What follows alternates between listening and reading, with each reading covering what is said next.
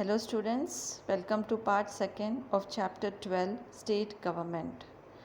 State government, organs of the government. There are three main organs of the government which have already discussed in detail in part 1.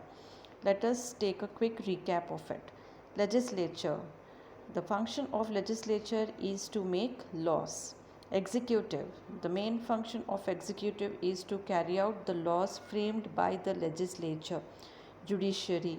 The function of judiciary is to carry out these laws along with the resolution of disputes. In this video, we are going to learn about the distribution of power. The powers of government is distributed between the state and the central government. Constitution ने कुछ powers दिए हैं और responsibilities दी हैं जिसे centre और state के बीच में डिवाइड किया गया है. अब ये जो डिस्ट्रीब्यूशन है वो 3 लिस्ट के अंदर दी गई है. Union list, state list, concurrent list. ये डिस्ट्रीब्यूशन इसलिए ज़रूरी है ताकि गवर्नमेंट जो है एफिशिएंटली फंक्शन कर सके और किसी का भी एक दूसरे के वर्क में इंटरफेरेंस नहीं रहे.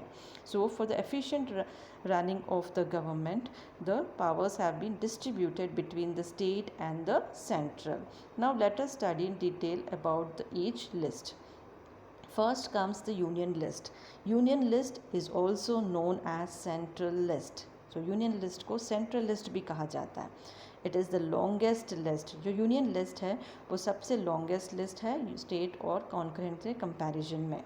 It lists 97 subjects. Union list में 97 subjects आते हैं on which the union government can pass laws. ये importantly ध्यान रखिए and it is easy to remember. Union list जिस पे union government यानी central government को अधिकार है laws बनाने के लिए.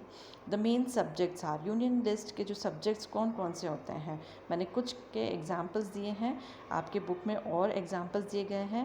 ये easy examples हैं exam point of view आपको easily remember रखने के लिए. National security, foreign affairs, currency, war and peace, railways, banking, foreign trade, election, etcetera. तो जल्दी से यूनियन लिस्ट को वापस से रिवाइज करते हैं कि यूनियन लिस्ट को सेंट्रल लिस्ट भी कहा जाता है. ये सबसे लॉन्गेस्ट लिस्ट है 3 लिस्ट के अंतर्गत. इसमें 97 सब्जेक्ट्स आते हैं जिस पे सिर्फ सेंट्रल गवर्नमेंट या यूनियन गवर्नमेंट ही लॉज पास कर सकती है. और ये एग्जाम्पल्स इनके हैं national security, foreign affairs, currency, war and peace, railways, banking, foreign trade, election etcetera. Now coming to the next list which is the state list. अब नाम से ही पता है कि स्टेट लिस्ट जैसे यूनियन लिस्ट लॉज कौन बनाता है, यूनियन गवर्नमेंट. तो स्टेट लिस्ट में लॉज कौन बना सकता है, state legislature. So it has 66 subjects. So union list में कितने सब्जेक्ट्स थे, यूनियन लिस्ट में 97 सब्जेक्ट्स हैं, स्टेट लिस्ट में 67 सब्जेक्ट्स हैं. और उन पे लॉज कौन फ्रेम कर सकता है, स्टेट लेजिस्लेचर पर. Okay, clear? I hope the difference is clear. The main subjects are public health and sanitation, police, hospitals and dispensaries, water supply, agriculture, animal husbandry, irrigation and canals, etc. So these are the examples of state list. Now coming to the third list, which is the concurrent list. The union as well as the state legislature have the power to form laws on concurrent subject list. तो concurrent list वो list है जिसमें both union और state legislature को power दी गई है laws बनाने में.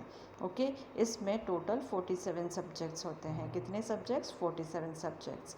मेन सब्जेक्ट्स कौन से हैं, criminal law, criminal procedure, prevention of cruelty to animals, protection of wild animals and birds, education etcetera. तो ये फ्यू एग्जाम्पल्स हैं जिस पर बोथ यूनियन और स्टेट लेजिस्लेचर्स लॉज बना सकती हैं. I hope the list is clear, and if any doubt please comment. Thank you.